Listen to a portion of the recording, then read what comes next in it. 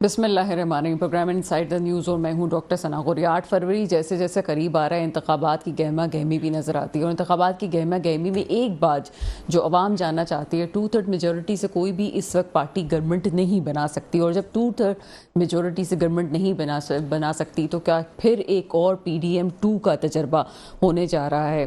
نواز شریف اور فضل الرحمان صاحب کی ملاقات بظاہر ایک عام نوعیت کی ملاقات ضرور ہو سکتی ہے، لیکن اس کے ساتھ ہی اس ملاقات کے نتائج آگے ضرور برآمد ہوں گے۔ یہ کہنا کہ لاڈلا 2 والا فارمولہ آگے آ رہا ہے، اور مسلم لیگ نون کو یہ بات بہت بری بھی لگتی ہے، لیکن اگر حقیقت دیکھی جائے تو بہت ساری چیزیں پہلے ہی ڈیسائیڈ ہو گئی ہیں۔ اگر پہلے جو بیانیہ وہ لے کے آئے تھے نواز شریف صاحب جب وہ لندن میں تھے کہ احتساب سب کا ہوگا، جن لوگوں نے ان کو سیٹ سے ہٹایا ہے، تو یہاں پہ آنے کے بعد پھر ان کا بیانیہ بالکل مختلف ہو گیا۔ ایک اور جس کو کسی اور کو یو ٹرن کی بات تو کی جاتی ہے، لیکن یہاں پہ نواز شریف صاحب کی بہت سارے یو ٹرن آتے ہیں۔ ہائیبریڈ نظام کی کبھی بھی نواز شریف نے بات نہیں کی، لیکن ہونے کچھ یوں جا رہا ہے کہ ایک اور ہائیبریڈ نظام آ رہا ہے۔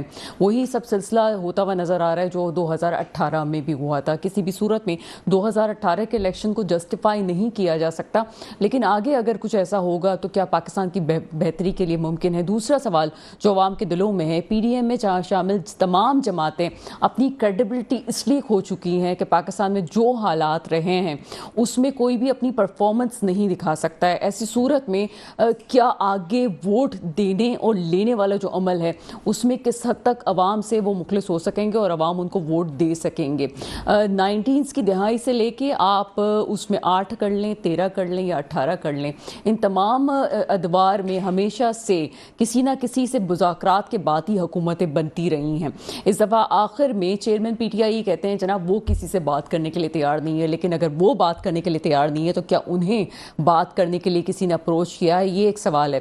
یہ ایک پبلک ٹیکٹک ضرور ہو سکتی ہے کہ آپ یہ کہیں کہ وہ ہم کسی سے بات کرنے کے تیار نہیں ہے، لیکن 9 مئی کے بعد جس طرح سے پیر پہ کلہاڑا مارا ہے PTI نے، اس کے بعد ان سے کوئی بات کرنے کے لیے تیار ہوگا نہیں۔ آگے جو صورتحال ہے وہ یہ ہے کہ آگے سائفر والے کیس میں وہ بہت سے لوگوں کو گھسیٹنے کی بھی بات کرتے ہیں اور کہتے ہیں جناب اس طرح سے چیزیں بہتر ہو جائیں گی، لیکن چیئرمین PTI کے حوالے سے جو نئے چیئرمین PTI منتخب ہوئے ہیں، کیا وہ صدر جو منتخب ہوئے ہیں کیا حالات کا رخ بدل سکیں گے؟ آگے جو حالات آ رہے ہیں اس میں سے ان کی سیاست بھی ایک نیا رخ لے رہی ہے۔ ایک طرف سے خالد مقبول صدیقی صاحب کا بھی بیان آتا ہے، سعید غنی صاحب کا بھی بیان آتا ہے، اور اس طرح سے بیان بازی کا سلسلہ جاری ہے۔ بظاہر سندھ حکومت پیپلز پارٹی یہ کہتی ہے، اس وقت سندھ حکومت نہیں کہنا چاہیے، پیپلز پارٹی یہ کہتی ہے کہ انہیں کسی بھی اتحاد سے کوئی فرق نہیں پڑتا، ان کی حکومت مضبوط ہے اور آگے بھی ان کے پنجے گڑے ہوئے ہیں، لیکن اس کے باوجود بھی اگر دیکھا جائے تو کہیں نہ کہیں بیانات سے یہ ضرور ظاہر ہو رہا ہے کہ وہ اس وقت MQM کی واپس سے آمد پہ تھوڑا سا پریشان ضرور ہیں۔ تمام موضوعات پہ بات کریں گے۔ میرے ساتھ اس وقت موجود ہیں فاروق ڈاڈی صاحب، سر آپ تجزیہ کار ہیں، پروگرام میں آپ کو ویلکم کرتے ہیں۔ ان کے ساتھ مجھے جوائن کیا ہے سیف اللہ خان صاحب نے، آپ تجزیہ کار ہیں سر، پروگرام میں آپ کو بھی ویلکم کریں گے، اور ہمیں کچھ دیر میں جوائن کریں گے پیپلز پارٹی سے ڈاکٹر غلام محمد تھیم صاحب، پیپلز پارٹی صاحب کا تعلق ہے۔ سب سے پہلے ڈاڈی صاحب آپ کی طرف جائیں گے۔ انٹروڈکٹری پارٹ آپ نے سنا ہے، سب سے امپورٹنٹ چیز جو اس وقت آتی ہے، چیئرمین PTI کہتے ہیں کہ وہ کسی سے بات نہیں کریں گے۔ یہ عموماً عام طور پہ ایک بیان لگ رہا ہے جو کہ پبلک کو اپنی طرف کھینچنے والا بیان ہے۔ اگر وہ کسی سے بات نہیں کر رہے یا کوئی ان سے بات کرنے کے لیے تیار نہیں ہے، کیا کہتے ہیں آپ؟ دیکھیں، چیئرمین PTI کو کسی سے بات کرنے کی ضرورت اس لیے نہیں ہے کہ اس ملک میں اگر کوئی چاروں صوبوں میں اگر کوئی پارٹی ایگزسٹ کرتی ہے وتھ گڈ میجورٹی، وہ PTI ہے۔ آپ اگر KPK میں دیکھ لو تو تقریباً 90% تک ان کی حمایت ہے۔ پنجاب میں دیکھو تو 70 سے 80% تک لوگ ان کو فالو کر رہے ہیں۔ سندھ میں دیکھو تو 60-65% یہاں پہ کر رہے ہیں۔ بلوچستان کا تو ایک اپنا ایک سلسلہ ہے۔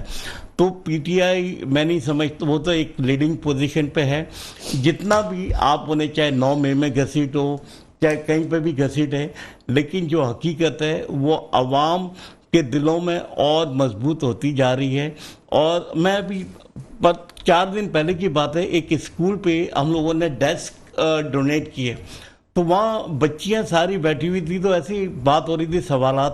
میں نے سوال پوچھا کہ بیٹا آپ لوگوں کو پتہ ہے کہ اس وقت ہمارے پاکستان کا وزیر اعظم کون ہے؟ تو تمام بچوں نے ایک زبان میں کہا کہ عمران خان۔ اب آپ مجھے یہ سر بتائیں. فاروق ریڈی صاحب، میں یہاں پہ آپ کو قطع کلامی کی معذرت چاہوں گی، لیکن آپ جو بڑی آئیڈیل سچویشن کی بات کر رہے ہیں، آپ تو جو بات کر رہے ہیں، آپ اگر یہی بات کرتے ہیں کہ جی جناب پی ٹی آئی چیئرمین سے کوئی بات کرنے کی کسی کو ضرورت نہیں ہے، تو کیا ابھی جو بیانیہ انہوں نے کریٹ کیا اور نوجوان نسل کے اوپر جو انہوں نے امیج ڈالا ہماری افواج کے حوالے سے، اور 9 مئی میں جو آپ کیا ان حقیقت کو پیچھے چھوڑیں. دوسری بات، میں آگے آپ کو بات کرنے کا موقع دوں گی، دوسری بات یہ کہ کیا یہ وہی چیئرمین پی ٹی آئی نہیں تھے، عمران خان صاحب نہیں تھے، جنہوں نے پہلے لائف ٹائم ایکسٹینشن جس کی کوئی مثال نہیں ملتی، ایک طرف وہ کہتے ہیں جناب سب کچھ غلط ہو رہا تھا اور ابھی وہ کیس میں بھی گھسیٹ رہے ہیں، انہی صاحب کو، انہی ریٹائرڈ آفیسر کو انہوں نے ڈیمانڈ کہہ دیا کہ جناب لائف ٹائم ایکسٹینشن. تو یہ اس سے جب نوجوانوں کا دماغ ایک طرف لانے کی کوشش تھی، بغاوت کی کوشش تھی. آپ کس طرح سے جسٹیفائی کر سکتے ہیں اس بات کو؟ ایک سیکنڈ دیکھیں، آپ ان کی حکومت کی کارکردگی دیکھیں کہ کووڈ کے باوجود جب ساری دنیا کی اکانومی تباہ برباد ہو گئی تھی، یہاں پہ ہماری اکانومی کی حالت اچھی نہیں تھی، اس کے باوجود 6.48 جی ڈی پی گروتھ کے ساتھ پی ٹی آئی کی حکومت ترقی کر رہی تھی. دوسری چیز آپ یہ دیکھیں کہ تربیلا ڈیم کے بعد ایک ڈیم پاکستان میں بنا نہیں. آج ہم زرعی ملک ہوتے ہوئے بھی اجناس کو امپورٹ کر رہے ہیں، خطیر زرعی مبادلہ ہمارا ضائع ہو رہا ہے. جب جنرل پرویز مشرف نے 6 ڈیم اناؤنس کیے تو 2008 سے 18 تک ان پہ 1 انچ کام نہیں ہوا. جب عمران خان کی حکومت آئی تو انہوں نے 10 mega dam including those dams انہوں نے کام شروع کیا اور 7 سے 9 ارب ڈالر اس پہ مختص کیے، کہ اس لیے کہ ہماری ضرورت ہے کہ ہمارے لوگوں کو سستی بجلی ملے تو ہم ایکسپورٹر بن سکتے ہیں، ہمارے کاشتکار کو پانی ملے، ہمارے یہ جو سیلاب آتے ہیں اس کو روکنے کے لیے ہمیں ڈیمز کی ضرورت ہے. تو ایک ڈیم نہیں. اور آپ نے دیکھا 16 ماہ کی جب یہ حکومت آئی، سب سے پہلا کام جو ہوا دیا میر بادشاہ ڈیم پہ جا کے کام رکوا دیا گیا. سر میں آپ بڑی بی آئیڈیل باتیں کر رہے ہیں، 3 سال 7 مہینے. آپ مجھے بتا دیں کہ کون سا بڑا پروجیکٹ تھا جو پی ٹی آئی خود لے کے آئی تھی؟ اور کووڈ-19 کے حوالے سے اگر کوئی مجھے کہتا ہے کہ بڑے ڈیولپمنٹ کے کام ہو گئے، بڑی اچھی پالیسیز ہو گئی، تو آئی ایم سوری ٹو سے وہ ڈیولپمنٹ کے کام، یہ بڑی اچھی پالیسی. سر میں آپ کو موقع دوں گی، لیکن اس وقت حقیقت ایک اور ناظرین بھی سن لیں. کووڈ-19 میں کچھ قوم کا مزاج بھی ہمارا ایسا ہے. ہم وہ لوگ ہیں جو رات کے 3 بجے صرف کراچی کی بات کر لیں تو آپ کو سڑکوں پہ نظر آتے ہیں. ہم اندر بیٹھنے والے لوگ نہیں تھے، اور ہم وہ لوگ ہیں جو خود محنت کر کے کما رہے تھے، تو اندر بیٹھنے کا سوال نہیں پیدا ہوتا تھا. بہت ساری چیزیں ہم نے گورنمنٹ کی فالو نہیں کی ہیں، جو کچھ ہوا ہے وہ خود بخود ہوتا چلا گیا ہے. اگر کوئی کہتا ہے جناب یہ سب کچھ ہو گیا، تو وہ یہ بات بھی یاد رکھیں کہ ہنڈی سے پیسہ کب آیا تھا، اور سود جو ہم ابھی تک بھگت رہے ہیں یہ ہمارا کیوں آگے گیا ہے، وہ کون سی حکومتوں نے کیا کچھ کیا تھا جس کی وجہ سے شرائع سود ابھی تک اتنا زیادہ ہے اور کرنٹ ڈیفیسٹ اتنا زیادہ ہو گیا ہے. ایک چھوٹا سا بریک ہے، بریک کے فوراً بعد آپ کے سامنے حاضر ہوتے ہیں. بریک کے بعد آپ کے سامنے حاضر ہیں اور میرے ساتھ اس وقت سیف اللہ خان صاحب موجود ہیں. سیف اللہ خان صاحب، ابھی بحث ہو رہی تھی، ایک بات ہم کر رہے تھے، اس کو ہم کرنے کی کوشش کر رہے تھے. آپ نے مجھے انٹرپٹ کر کے روکا، میرا پہلے جواب سن لی. ڈیڈی صاحب میں نے آپ کو انٹرپٹ کر کے ضرور روکا، لیکن ڈیڈی صاحب آپ پچھلے حقیق مجھے اپنے لائیو پروگرام میں کہہ چکے ہیں کہ میں جو ہوں وہ تجزیہ کار پھر نہیں لکھتے سر آپ کے نام کے ساتھ جو ہے ہم پی ٹی آئی کہہ دیتے ہیں. میں یہاں کسی کا اسپوکس مین نہیں ہوں. Okay sir. میں یہاں پہ ایک میرٹ پہ بات کروں گا، چاہے کوئی بھی ہو، اور آپ کہیں گے تو میں آپ کو پچھلے 30 سال کا تجزیہ سامنے رکھ کے دے دوں گا کہ ہماری اکانومی کہاں کھڑی تھی اور کام کر رہے تھے، اور کام نے لیپس کیا. کووڈ میں جو جس طرح بھی بات ہو رہی تھی، کووڈ میں جو اکانومی کچھ مدد کے لیے پاکستان کی بہتر ہوئی تھی، وہ اس پہ بھی میں بات کرتا ہوں. جس طرح بھی آپ اسٹارٹنگ میں فاروق صاحب نے کہا کہ لاڈلا ون جس کے بھی آپ بات کر رہی تھی کہ یہ 2014 کے بعد بیسیکلی یہ نظر آئے مارکیٹ کے اندر. اس سے پہلے تو یہ کچھ بھی نہیں تھے. مینار پاکستان کے اوپر جو پہلا جو ہوا تھا، جو کہ اسٹیبلشمنٹ نے ان کا جلسہ کرایا تھا، اور لوگوں کو پتا کہ کنہوں نے وہ کرایا تھا. آپ اور میں اچھی طریقے سے جانتے ہیں، کچھ لوگ آنکھیں بند کر لیتے ہیں. فیض آباد دھرنا کہہ لیں، بہت ساری چیزیں. اس کے بعد آر ٹی ایس بند ہوا تو یہ اقتدار میں آئے، اور اقتدار پہ بھی کس طرح ہے وہ آپ کو پتا ہے. ابھی کہہ رہے تھے کہ سندھ کے اندر 65% ہے، 65% شہروں میں نہیں ہے سندھ کے، تو انٹیریئر میں کہاں سے ہوگی. کراچی سے جس طریقے سے وہ آر ٹی ایس بند ہوا، اور میں تو خود ایکٹیو آدمی تھا، میں تو رات کے 4 بجے تک پولنگ اسٹیشن پہ چکر دھکے کھا رہے تھے. ہم لوگ دیکھ رہے تھے کہ کیا سچویشن ہے. تو آر ٹی ایس بند ہوا اور 2 دن بعد رزلٹ آیا ہے. 2 دن بعد مینولی رزلٹ جو ہے وہ سیم ڈے آ جاتا ہے. رات کے 8 سے 9 بجے تک 10 بجے تک آ جاتا ہے میکسیمم، بڑے سے بڑا الیکشن ہو. اسی طرح سے پنجاب میں بھی یہ ہار گئے تھے. لاڈلا ہار گیا تھا پنجاب کے اندر اور نون لیگ جیت گئی تھی, لیکن اس کے بعد وہ پیٹریاٹ ٹائپ کی چیز بنی اور بہرحال وہ آ گئے. لیکن اس کے بعد کیا ہوا؟ اس کے بعد صرف یہ ہوا کہ لوگوں میں نفرتیں دی گئیں, لوگوں میں ایکسائٹمنٹ دیا گیا, اور نوجوانوں کو اتنا ووکل کر دیا کہ وہ اپنے گھر میں اپنے پیرنٹس کے ساتھ بھی لڑنے لگ گئے, گھروں میں اس بات کے بعد جھگڑے ہونے لگ گئے. کووڈ کی بات کر رہے تو کووڈ میں انٹرنیشنلی پوری دنیا بند تھی, بنگلہ دیش بند تھا, انڈیا بند تھا, چائنا بند تھا, تو انٹرنیشنل جو کچھ آرڈر جو تھے وہ پاکستان میں آئے, اور پورٹ کی وجہ سے گرم پانی کا پورٹ تو اور بھی جگہوں پہ اوپر ہے. میرا تو فارغ صاحب ایکسکیوز می, میرا تو یہ پروفیشن ہے نا کہ بات یہ کہ جو کاٹیج انڈسٹری یا فیصل آباد کی انڈسٹری, ہماری حالت اس نہج کے اوپر ہے کہ لوگوں نے مجبوراً فیکٹریاں کھول لی, لوگوں نے فیکٹریاں اپنی کھولی اور ان آرڈر کو کمپلیٹ کیا. تو وہ سال 1.5 سال جو تھوڑا سا جو ایج جو ملا نا وہ کووڈ کی وجہ سے ملا. وہ گورنمنٹ آف پاکستان جو عمران خان کی جو گورنمنٹ جو تھی قاسم غبا کی, اس کی وجہ سے آرڈر نہیں ملے تھے, وہ آرڈر ملے تھے انٹرنیشنلی, پوری دنیا میں مینوفیکچرنگ بند تھی, تو اس کی وجہ سے پاکستان میں وہ آرڈر آئے تھے. اس کے علاوہ اکانومی کے بڑھنے کی کوئی وجہ نہیں تھی. اور ابھی بھی 8 فروری کے جو الیکشن جو ہوں گے اس میں نظر آ جائے گا کہ جس وقت ایکچوئل الیکشن ہوگا. سر اس آپ کی بات پہ ہی ایک سوال ہے, آپ نے کہا 2018 میں جو کچھ ہوا ہے وہ آپ کے سامنے ہے, آپ کو لگتا ہے کہ 2024 میں وہی کچھ ہونے جا رہا ہے؟ اللہ نہ کرے کہ ویسا ہو, ہماری دعا ہے, کیونکہ اگر اس طرح ہوا تو جتنے ملک کے ساتھ حادثے ہوئے اس حادثوں میں یہ بھی وہ اسٹیج کے اوپر ہم آتے چلے جائیں گے, کیونکہ کوما والی اسٹیج کے اوپر آ جائیں گے. اس ملک کا بچنا ہے, اسی لیے ابھی جو پیکٹ جو ہونے جو جا رہا ہے, جس پہ ہم ابھی بات کریں گے کہ ایم کیو ایم اور نون لیگ کا جو پیکٹ جو ہو رہا ہے, وہ ہم یہی پاورٹی کی بات کرنا چاہ رہے ہیں نا, کہ 18ویں ترمیم کی بات کرنا چاہ رہے ہیں کہ جو ملک کی جو اکانومی ہے وہ یو سی لیول تک آئے. کس طرح آئے گی وہ ابھی آپ سے بات کر لیں گے. سر اس میں بہت ساری امپورٹنٹ چیزیں ہیں. ابھی میں نے جیسے انٹروڈکٹری پارٹ میں سندھ کی سیاست کا بھی ذکر کیا تھا. اگر ہم سندھ کی ایک پارٹی ایم کیو ایم کو لے لیتے ہیں, اور اسپیشلی ابھی جو چیزیں آگے جا رہی ہیں اس پہ بات کر لیتے ہیں, تو آپ کو کیا لگتا ہے کہ کیا ایم کیو ایم کی پالیسی اس وقت ٹھیک تھی کہ بہت ساری پارٹیز نے ایم کیو ایم کو نقصان پہنچایا, اور اگر یہ لفظ کہا جائے کہ پیٹھ پہ چھورا گھوپا تو وہ غلط نہیں ہوگا, لیکن پی ٹی آئی وہ واحد جماعت تھی جو ان کے ساتھ لے کے چل رہی تھی اور ایسے کوئی نقصان نہیں پہنچایا تھا, لیکن ایم کیو ایم نے پی ٹی آئی کو چھوڑا. اس کی کیا وجوہات تھیں, اور اس وقت نون لیگ کے ساتھ ملنے کی کیا وجوہات ہو سکتی ہیں؟ دیکھیں, اگر پی ٹی آئی کو جو اگر چھوڑا نا تو وہ آپ کو سری لنکا کا دیوالیہ ہونا یاد ہوگا اکانومیکلی. اور ہم یہ سمجھتے ہیں کہ اگر یہ 2022 میں پی ٹی آئی کی گورنمنٹ نہیں جاتی تو واقعی ملک کے ساتھ یہ کنڈیشن ہونی تھی.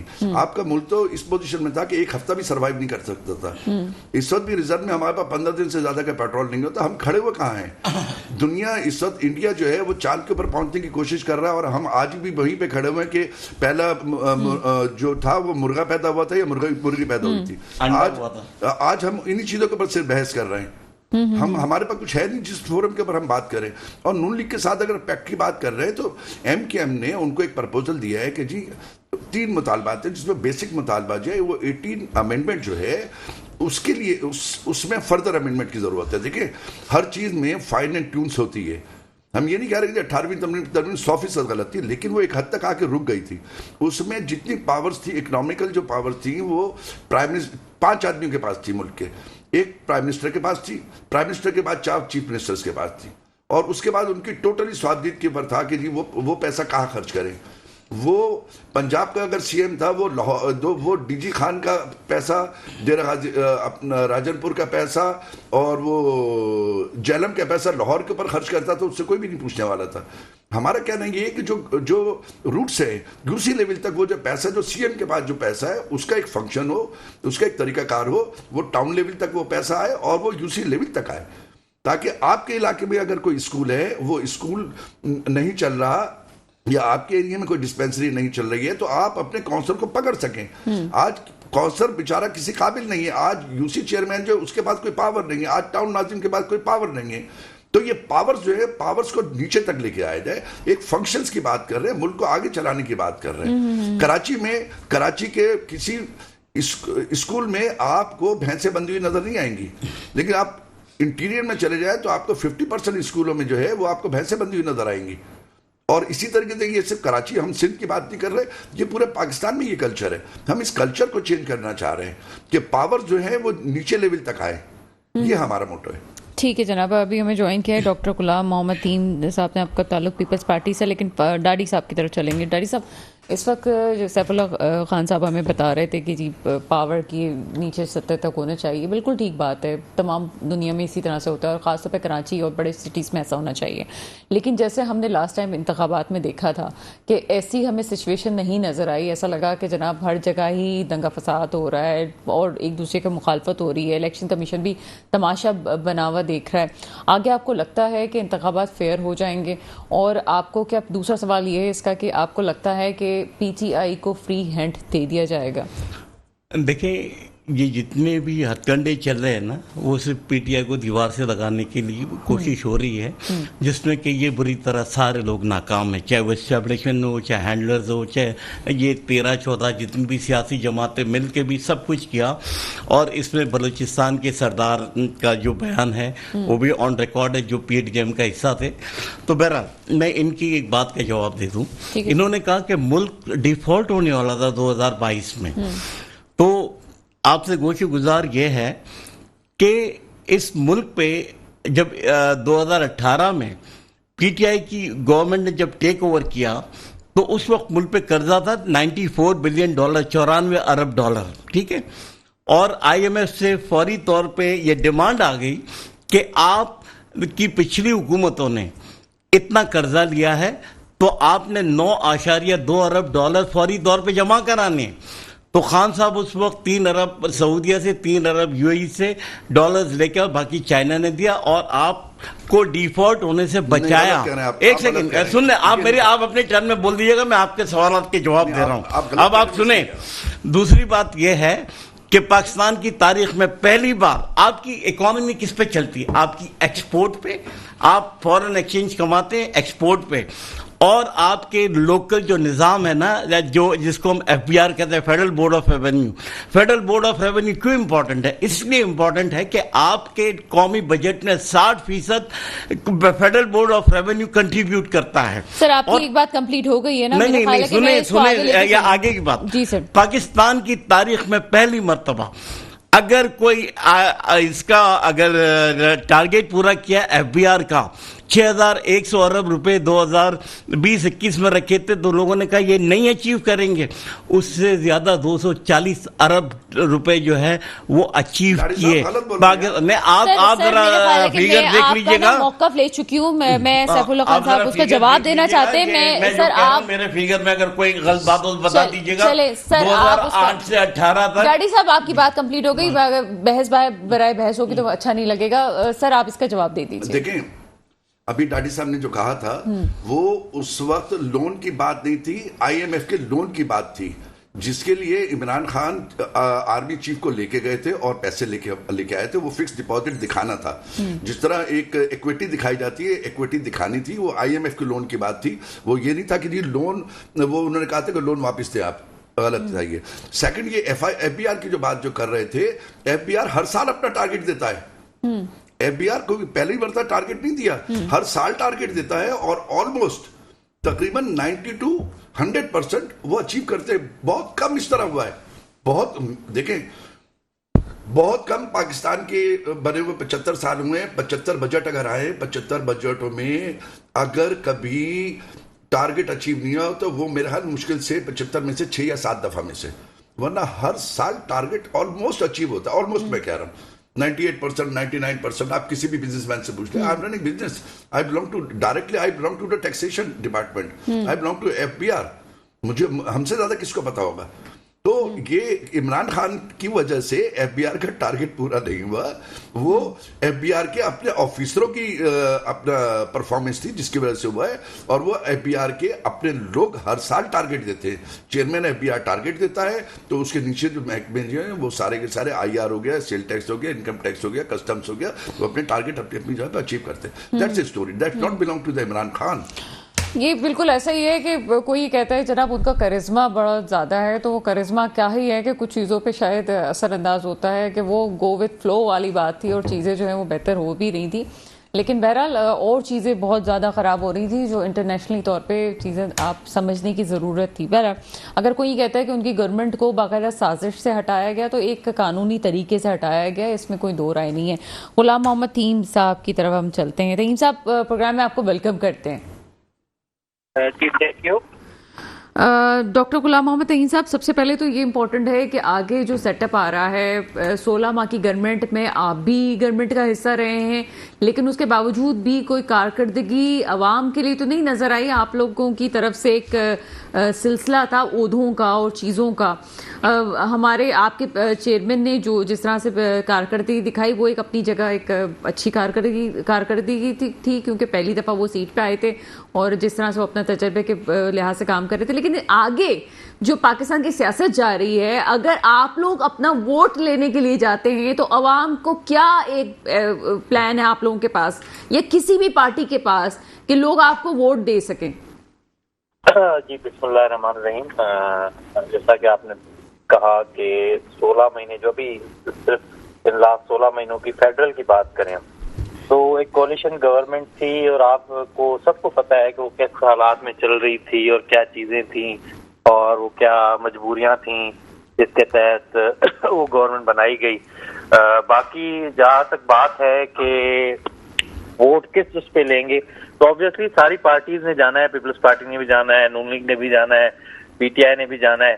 سب اپنی کارکردگی اپنے جو بھی پرفارمنسز ہیں پی ٹی آئی کی جو فیڈرل گورنمنٹ میں پرفارمنس رہی, کے پی گورنمنٹ پرفارمنس رہی, پنجاب میں رہی, نون لیگ کا جو اپنا پرانا ٹریک ریکارڈ ہے, پیپلز پارٹی نے جو 16 مہینے میں جو ان کی منسٹریز تھیں اس میں جو کیا, اور چیئرمین بلاول بھٹو صاحب کا آپ نے خود بتایا کہ ان کی جو منسٹری کی پرفارمنس تھی, اور دوسرا جو ہماری سندھ کی پرفارمنس ہے سندھ گورنمنٹ کی.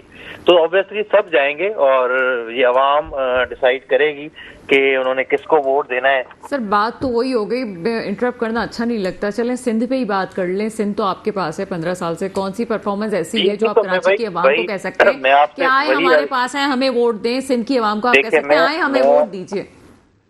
میں آپ سے وہی بات کر رہا ہوں کہ سندھ کی پرفارمنس دیکھیں, اس کا ابھی ہمیں 1 سال پہلے ایک ٹیسٹ ہوا جو بلدیات کی شکل میں, جو پورے سندھ میں الیکشنز ہوئے اور الحمدللہ پیپلز پارٹی نے پورے سندھ میں کلین سویپ کیا. جہاں کراچی کا کہا جاتا تھا کہ کوئی پرفارمنس نہیں ہے, کچھ نہیں ہے, تو الحمدللہ کراچی کے اندر بھی جو میئر کراچی وہ پاکستان پیپلز پارٹی کے الیکٹ ہوا.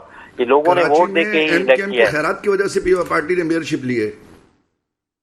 تو بات یہ ہے کہ جو ووٹ ہے وہ عوام نہیں دینا ہے.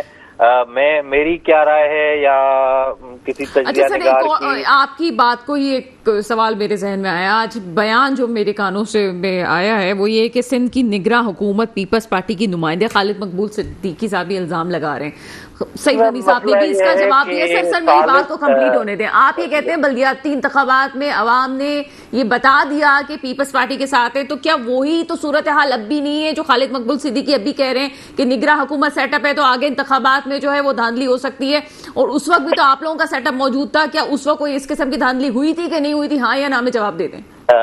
دیکھیں, جو آپ بلدیات کی میں آپ کو پہلے بات بتا دوں کہ جہاں جہاں پہ جن پارٹیز کو ریزرویشنز تھیں انہوں نے وہ الیکشن ٹریبونلز میں گئے, اس پہ انکوائری ہوئی.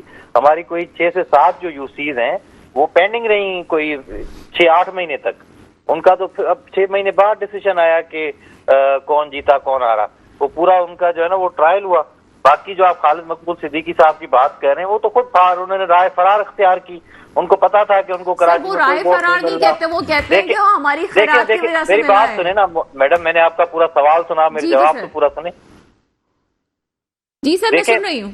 دیکھیں, ایک بندے جو بائیکاٹ کیا آخری دن پہ تو آبویسلی سمجھے کہ وہ بھاگ گئے نا. ان کو پتا تھا کہ انہوں نے کوئی جو ہے نا پرفارمنس نہیں دکھائی. ان کو پتا تھا کہ کراچی کے عوام نے ان کو کیا جو ہے نا وہ دینا ہے. تو سب نے دیکھے نا پی ٹی آئی اتنے برے حالات تھے پی ٹی آئی کے, پھر بھی انہوں نے الیکشن کنٹیسٹ کیا. انہوں نے جتنی بھی 17 دی 18 20 33 جتنی بھی یوسیز ہیں وہ جیتی. لیکن آپ کو الیکشن میں رہنا پڑتا ہے, آپ کو گراؤنڈ میں رہنا پڑتا ہے. اگر آپ کو جب پتا ہوتا ہے کہ لوگ آپ کو ووٹ دیں گے, ابھی بھی آپ دیکھیے گا انشاءاللہ تعالیٰ جو ابھی الیکشنز آئیں گے جنرل الیکشن, تو ایم کیو ایم کو آپ کا صفایا ہو جائے گا. वहां से कराची से फिर से। सर मैं एक छोटा सा सवाल वही पूछना चाहती हूँ, छोटा सा मैं सवाल करूंगा मैडम, अगर आप इजाजत दें थीम साहब से। जी सर। थीम साहब, उस वक्त जब IMKM ने बाइकाट किया था तो कराची के आवाम में 7.2 मिलियन लोग मिसिंग थे, 72 लाख लोग। MKM ने इस वजह से बाइकाट किया था। और मुझे ये बताएं एक मिनट सर, मेरे छोटे छोटे 2 सवाल हैं भाई, नाराज ना हो आप, बड़े मौजूद है, मेरे भाई हैं, छोटे छोटे 2 सवाल है। दूसरा सवाल ये, दूसरा सवाल ये है कि जब MKM ने बाइकाट किया तो MKM की कौन सी सीट आप जीते हैं? वो वहां पे तो ज्यादातर PTI आई है या जमात इस्लामी आई है। आप तो मोस्टली अपनी ट्रेडिशनल, आप अपनी ट्रेडिशनल, एक मिनट, फ्रेंडली फायरिंग वाला सिचुएशन है, आप अपनी ट्रेडिशनल सीटों से या वहां पे जहां पे आपको 10-15% वोट मिलते थे वहां से आप लोग जीते हैं। मेरा ख्याल है कि सर मेरा ख्याल है कि सैफुल्लाह खान साहब आपने अपनी बात कही है और मैं चाहूंगी कि तहीम साहब को भी अपना पूरा बात का मौका दें। बीच में अगर मैं ब्रेक ले लूंगी तो बड़ा मजा नहीं आएगा। मैं चाहती हूँ तहीम साहब को मुकम्मल तौर पर मौका दिया जाए इस बात का जवाब देने के लिए। छोटा सा ब्रेक है, ब्रेक के बाद आपके सामने हाजिर होते हैं। ब्रेक के बाद आपके सामने हाजिर हैं और तहीम साहब हमारे साथ मौजूद हैं। जी डॉक्टर साहब बताइए, आप क्या कहेंगे इस हवाले से? देखिए, मैं जो इन्होंने बात की ना, मैं उसको सेकंड करता हूँ कि हमने कोई जो MKM की छोड़ी हुई या MKM की वजह से, MKM के बैकआउट की वजह से पीपल्स पार्टी नहीं जीती। जो MKM का स्ट्रांग होल्ड था उसमें जो भी वो सीटें मिली हैं वो जमात इस्लामी ने ली हैं, ठीक है। अब बात यह है कि पीपल्स पार्टी ने अपने जो भी स्ट्रांग होल्ड्स थे या पीपल्स पार्टी के जितने भी अपने वोट बैंक के एरियाज हैं वहां से वो जीती और वो मेजॉरिटी पार्टी हुई है। तो MKM के बैकआउट का तो जैसे मैं पहले दिन में कहा, तो इन्होंने कहा कि MKM के बैकआउट का फायदा हुआ पीपल्स पार्टी को। तो MKM के बैकआउट का कोई पीपल्स पार्टी को फायदा नहीं हुआ। पीपल्स पार्टी ने जितने वोट लिए हैं वो अपनी परफॉर्मेंस पे लिए हुए हैं। ठीक है सर, आप कुछ कहना चाह रहे थे इस हवाले से? देखें डॉक्टर साहब, आप भी बैठे हुए हैं और ये सवाल मैंने पहले भी किया था और मैं आज MKM भी मौजूद है, पीपल्स पार्टी भी मौजूद है। हमने देखा है कि पूरे पाकिस्तान में हर जगह मेरिट की बुनियाद पे CSS के एग्जाम होते हैं और उनकी भर्ती होती है मेरिट की बुनियाद पे। सिंध वो वाहिद सूबा है जहां पिछले 50 साल से कोटा सिस्टम नाफिज है और कराची का तालिबे इल्म महरूम है पिछले 50 साल से। भुट्टो साहब ने सिर्फ 10 साल के लिए इसको नाफिज किया था। एक सेकंड, आप पहले सुन लें, 10 साल के लिए नाफिज किया था।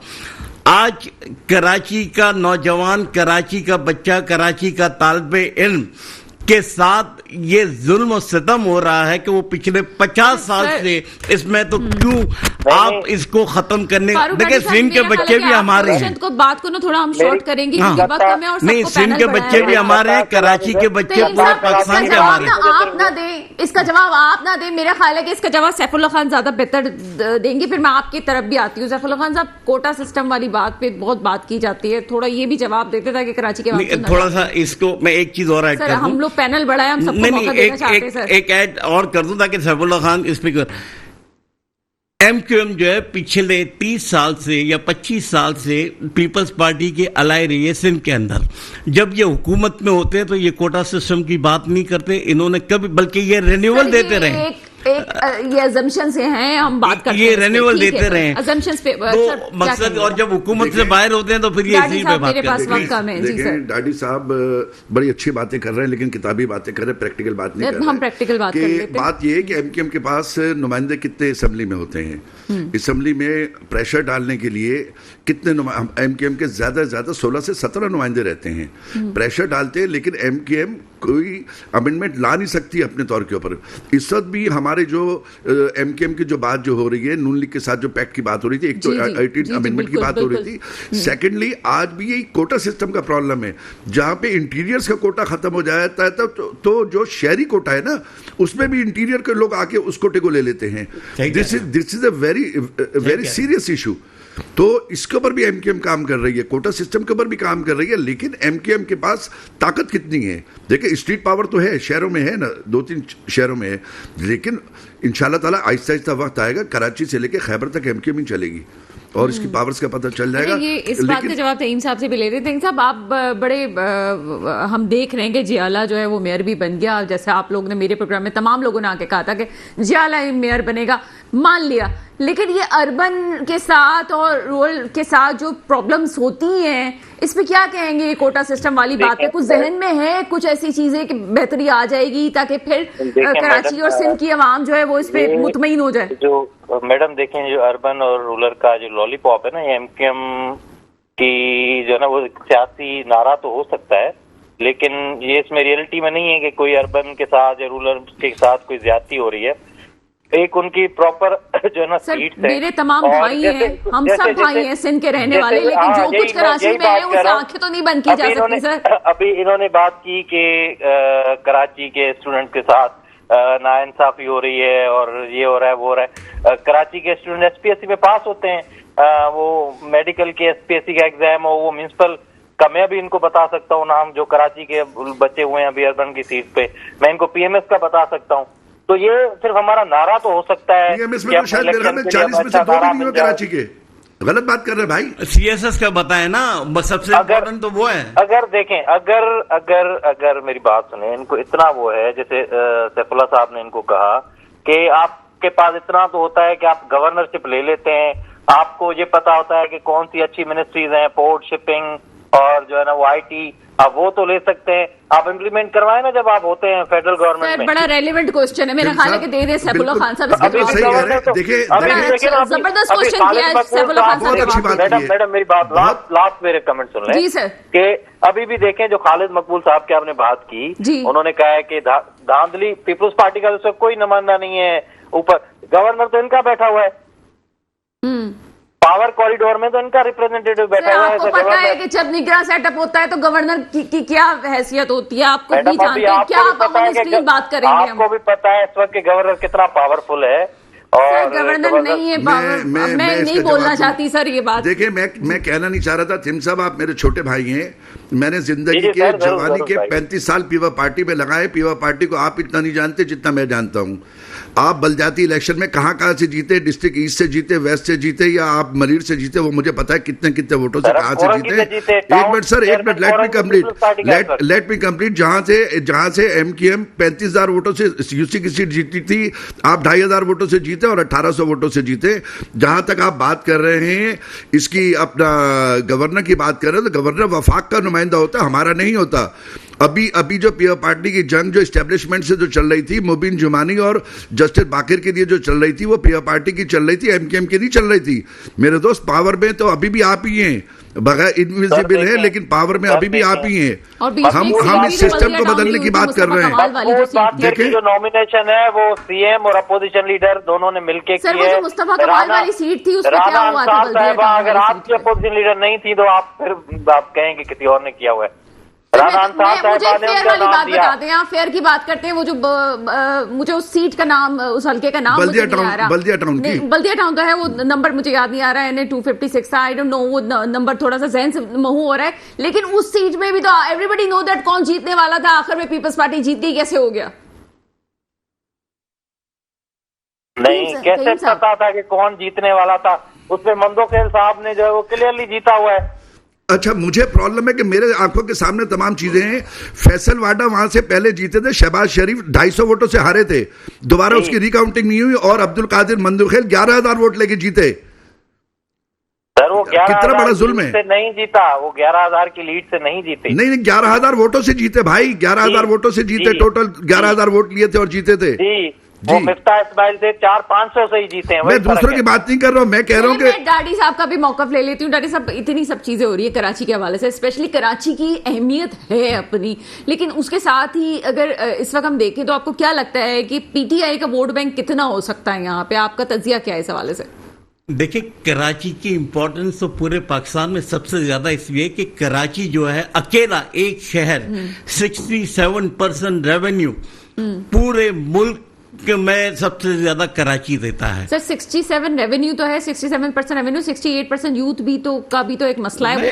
اب آپ سنیں نا، آپ جو کہہ رہے ہیں جی تو، اور کراچی کے ساتھ ہمیشہ سوتیلی ماں کا سلوک کیا جا رہا ہے، ابھی سے نہیں، پچھلے کئی سالوں سے کیا جا رہا ہے. میں تو اس وقت ایم کیو ایم کو بھی قصوروار کہوں گا اور میں پیپلز پارٹی کو بھی کہوں گا. ابھی جیسے یہ کہہ رہے تھے کہ ہم تو حکومت میں نہیں تھے, 16 ماہ کی حکومت میں سب سے امپورٹنٹ تو آپ تھے. اگر آپ ریجیم کا حصہ نہ بنتے تو کبھی ریجیم چینج ہی نہیں ہوتی. تو جب آپ اس وقت اتنے پاورفل پوزیشن پہ تھے تو اس وقت آپ نے کوٹا سسٹم کا نعرہ کیوں نہیں لگایا؟ کیوں اس کی ڈیمانڈ نہیں کی کہ بھئی آپ کراچی والوں کو ان کا حق دیں, کراچی کے نوجوان, کراچی کے طالب علم کو یہ کوٹا سسٹم سے بچائے اور ان کو میرٹ کے اوپر آپ دیں؟ تو یہ آپ بھی اس میں پیپلز پارٹی کے ساتھ پورے اس گناہ میں شریک ہیں, ٹھیک ہے نا. اور جہاں تک آپ ووٹ بینک کی بات کر رہی ہیں, جی سر, آپ free and fair transparent election کروائیں, رزلٹ سامنے آ جائے گا کہ کس کی کہاں پہ کتنی وہ ہے. آج ایم کیو ایم, آج اگر آپ دیکھ لیں ایم کیو ایم کا ووٹ بینک کس کو کراچی میں فالو کرتے ہیں؟ الطاف حسین کو. اور آج آپ الطاف حسین کا بیانیہ دیکھ لیں کہ الطاف حسین کیا کہہ رہے ہیں. یہ آپ کیسے کہہ سکتے ہیں؟ مطلب آپ کس طرح سے کہہ سکتے ہیں کہ ایک شخص جس نے ملک کے خلاف بات کی ہے, چاہے وہ آپ پھر 9 مئی کو آپ بھول رہے ہیں ایک معاملے میں, دوسرے معاملے میں آپ کہتے ہیں جناب وہ فلاں کا ووٹ بینک ہے, ہم نام نہیں لینا چاہتے نا کسی کا. یہ دو تضاد نہیں ہے. ایک طرف آپ کہتے ہیں 9 مئی کی کوئی بات ہی نہیں, 9 مئی کا ہوا بنایا جا رہا ہے. ڈاکٹر کیا نام ہے وہ, راشد, کیا نام ہے ان کا پورا, ڈاکٹر راشد جو P T I, Yasmin Rashid announcement کر رہی ہے کہ وہاں نہیں جانا, اس کو کوئی اہمیت ہی نہیں دے رہا. ایک بات کلیئر کرنی ہے, پروگرام میں ہونے والی جو گفتگو ہوتی ہے وہ لائیو پروگرام ہوتا ہے. لائیو پروگرام میں ہم چونکہ باعث نہیں ہوتا, ہمارا چینل باعث نہیں ہوتا, ہم اپنے مہمانوں کی رائے کا احترام کرتے ہیں. بولنے کی آزادی ضرور ہے, اس سے ہمارا قطعاً کوئی تعلق نہیں ہو سکتا. سر اس بات کے بارے میں بتائیے. ٹھیک ہے, آپ اپنی بات کر رہی ہیں, میں وہ چیز کہہ رہا ہوں جو ہم نے اپنی آنکھوں سے دیکھا.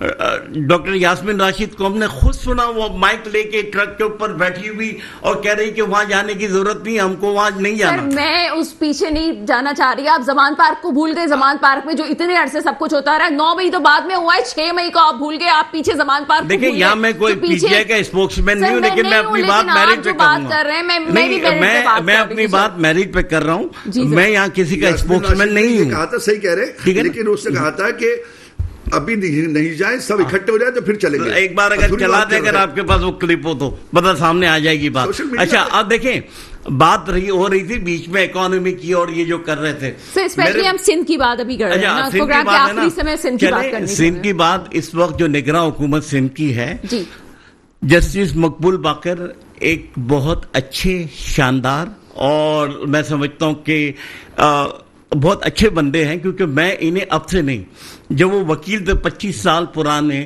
اس وقت سے میں انہیں جانتا ہوں. جب یہ ہائی کورٹ کے جج بنے, چیف جسٹس بنے, سپریم کورٹ کے جج بنے, آئی نو ہم ویری ویل. اسی طرح وزیر داخلہ brigadier Haris is an excellent person. اسی طرح آپ کے یہ جو ہے منسٹر, فائنانس منسٹر سندھ کے یونس ڈھاگا از اے ویری اپرائٹ پرسن. اور مقصد یہ کہ وہ کسی کا کوئی وہ لیں تو پھر یہ آپ کے دوسرے. تو سر یہ بات غلط ہے جو خالد مقبول صدیقی کہہ رہے ہیں, آپ سمجھتے ہیں کہ ایسا نہیں ہے, یہ صرف سیاسی بیان ہو سکتا ہے کہ وہ نمائندہ بنی ہوئی ہے پیپلز پارٹی کی جو کہ جو ہے.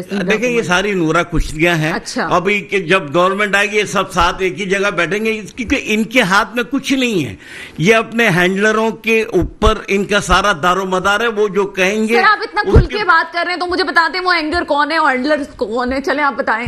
وہ ہینڈلر وہی ہے جو ان کو حکومتوں میں لے کے آئے ہیں اور جن کے اوپر یہ چلتے ہیں.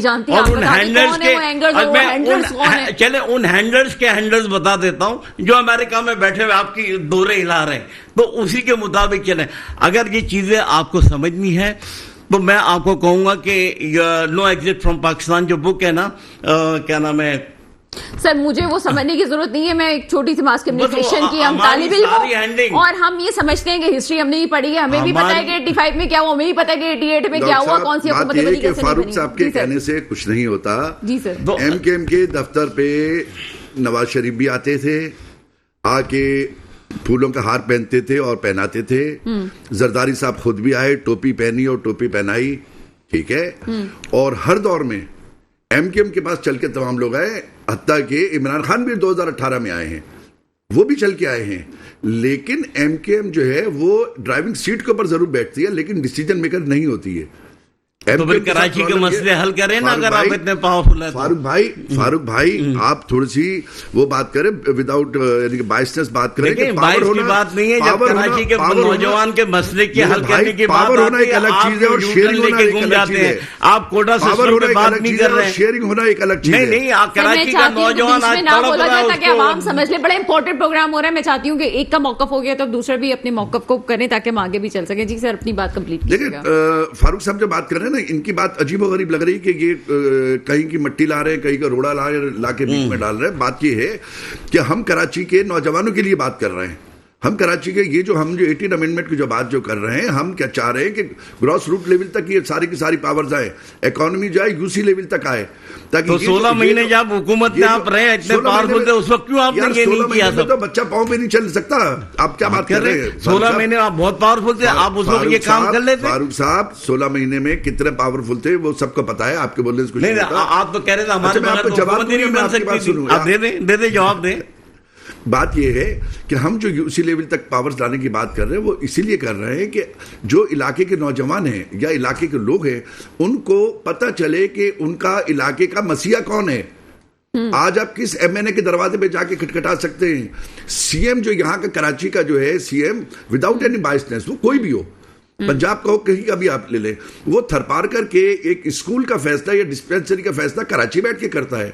یا روڑی کے اور جیک بات کا کیا چیزیں آپ چاہتے ہیں, کیا اس کا پوری طور پہ اس کا امپلیمنٹ کروانا چاہتے ہیں؟ جس طرح این ایف سی ایوارڈ ہے, جس طرح این ایف سی ایوارڈ ہے, اس طرح پروونشل بھی ایوارڈ ہونا چاہیے. اور جس طریقے سے وہ اکانومی جو ہے, جو بجٹنگ جو ہے وہ وفاق سے صوبے میں آتی ہے, اسی طریقے سے صوبے سے شہروں میں آئے, شہروں سے پھر ضلعوں کی سطح کی. اچھا سر ایک اور بات, جتنا ہمیں ہمارے پاس بھی تمام یو سی چیئرمین آئے تھے اور بات ہوئی تھی یہاں پہ, میرے پروگرام میں بھی آ چکے ہیں.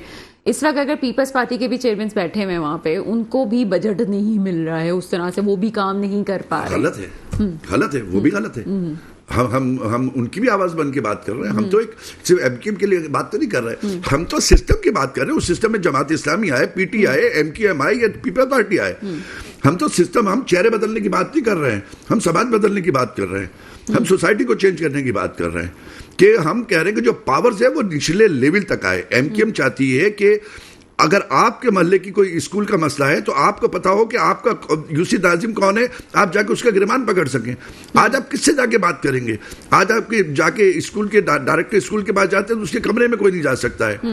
تو لہٰذا یہ پاور جو ہے یو سی لیول تک آنی چاہیے, ٹاؤن تک آنی چاہیے, ٹاؤن کے بعد یو سی لیول تک آنی چاہیے. بات یہ ہے کہ اگر آپ نے دیکھا ہو پورے کے پورے پاکستان میں کہ جو سردار ہے, جو وڈیرا ہے, جو ہمارے یہاں کلچر ہے, دیکھیں یہ بیسکلی ایم کیو ایم جو اس وقت کہہ رہی ہے یہ طبقاتی جنگ ہے, یہ واقعی طبقاتی جنگ ہے. اب ضلعوں کے اوپر بھی وڈیرے کا بیٹا جو ہے اس کو لا کے بٹھاتے ہیں, اس کے بھتیجے کو لا کے بٹھاتے ہیں, اس کے بھانجے کو لا کے بٹھاتے ہیں, اس کا داماد بیٹھتا ہے. ایک عام آدمی جو ہے, میں دیہات سے میری بلانگنگ ہے, جو ضلع ناظم ہے وہ تو سردار کا بیٹا ہوگا یا اس کا آدمی ہوگا, نائب ناظم وائس چیئرمین جو ہے وہ عوام کا آدمی لے لیں گے. ٹھیک ہے سر, کیونکہ پروگرام کا وقت کم ہے. تہیم صاحب موجود ہیں ہمارے ساتھ؟ جی تہیم صاحب, آگے جو چیزیں آ رہی ہیں آگے, میں اکثر اپنے پیپلز پارٹی کے جو ہمارے ساتھی ہوتے ہیں ان سے سوال پوچھتی ہوں, یہ جو اتحاد بننے جا رہا ہے, جی ڈی اے کے میں 5 جماعتیں شامل ہیں, M Q M, J U I F اور مسلم لیگ نون, کس حد تک خطرہ ہے آپ کو سندھ میں اس اتحاد سے؟ میڈم دیکھیں, 2018 کے الیکشن میں یہ جی ڈی اے بنی تھی, نون لیگ بھی اس وقت بھی ان کے ساتھ تھی, جمعیت علماء اسلام بھی ان کے ساتھ تھی, اور جی ڈی اے میں ویسے بھی کوئی 6-7 پارٹیز ہیں. تو اس سے 2018 میں پیپلز پارٹی کی سیٹ بڑی تھی 2013 کے بنسبت, اور کبھی زندگی میں پیپلز پارٹی نے 100 کا نمبر نہیں اچیو کیا تھا سندھ اسمبلی میں, 2018 میں کیا تھا ان کے اتحاد کے باوجود. تو ان کا اتحاد پانی کا ایک جو ہے نا وہ کیا کہتے ہیں بلبلا ہوگا, اور ان کے پاس تو ابھی کینڈیڈیٹس بھی نہیں ہیں. ان کو یہ ان کے جتنے بھی لوگ تھے پرومیننٹ, جتنے ایم پی ایز پچھلے, سر آپ کا کانفیڈنس بالکل وہی والا ہے جو چیئرمین پی ٹی آئی کا ہوا کرتا تھا. نہیں میڈم, میں فیکٹ سے بات کر رہا ہوں, جو الیکٹیبلز تھے جی ڈی اے کے پاس لاسٹ الیکشن میں گھوٹکی سے, شکارپور سے, تو وہ سارے پیپلز پارٹی میں آ گئے ابھی. چلے ٹھیک ہے سر, آپ کا موقف آ گیا, اور آگے چلتے ہیں. ڈیڈی صاحب اسپیشلی سندھ کی سیاست پر بات کر رہے ہیں. دیکھیں سندھ کی اتنی باتیں کر رہے ہیں, ہم نے یہ کیا وہ کیا, K4 का मंसूबा जो उस वक्त मुशर्रफ छोड़ के गए थे, 26 अरब रुपए का वो मंसूबा था, आज वो 150 अरब से ऊपर का चला गया। और जब 2008 में जरदारी साहब की हुकूमत आई तो उस वक्त वफाक में भी इनकी हुकूमत थी, सूबाई हुकूमत भी इनकी थी, लेकिन K4 का मंसूबा इन्होंने नहीं मुकम्मल किया। तो ये कराची के साथ जुल्म नहीं है तो और क्या है? आज क्यों कराची वालों को पानी नहीं दिया जाता? ठीक है, आपकी तरफ आएंगे सैफुल्लाह खान साहब। बहुत शॉर्ट हमारे पास वक्त है। कराची की आवाम के लिए एमक्यूएम क्या करने जा रही है, बहुत मुख्तसर तौर पे आप बता दीजिएगा। कराची के आवाम के लिए एमक्यूएम सिर्फ यही करना चाह रही है कि नून लीग के साथ पैक्ट करके हम 18 अमेंडमेंट जो है वो कोई कुरान की हदीस नहीं है। एक बहुत बड़े लीडर ने खुद कहा था कि जो चार्टर ऑफ डेमोक्रेसी जो था वो कोई हदीस नहीं थी। तो अगर 18 अमेंडमेंट में भी कोई चेंज आ जाता तो ये कोई कुरान के लफ्ज नहीं है कि चेंज नहीं हो सकता, और बेटरमेंट के लिए जा रहे हैं। तो इंशाल्लाह ताला ये जो 26 अमेंडमेंट जो आएगी उसमें पावर्स हम निचले लेवल तक लेके आएंगे, सोसाइटी को चेंज करेंगे, माइंडसेट चेंज होगा। ठीक है सर, बहुत शुक्रिया आपका। मेरे साथ फारूक राडी, सैफुल्लाह खान साहब और डॉक्टर गुलाम तीम साहब मौजूद थे। मसला सिर्फ ये है कि आगे जो हुकूमत का सेटअप बनने जा रहा है उसमें आप ये कह सकते हैं कि कोई हुकूमत नंबर्स तो मुकम्मल कर सकती है लेकिन पॉपुलर हुकूमत नहीं कहला सकती। जो हमारा अभी सियासी सेटअप है, हो सकता है कि आगे कुछ सालों में हमें मजीद बेहतरी नजर आ जाए, लेकिन दुआ वही है जो हमेशा होती है, मेरे मुल्क पे वो हुक्मरान आए जो वाकई मेरे मुल्क के मुस्तकबिल की हिफाजत करे। इसके साथ ही प्रोग्राम का वक्त खत्म होता है, मुझे इजाजत दीजिएगा। खुदा हाफिज।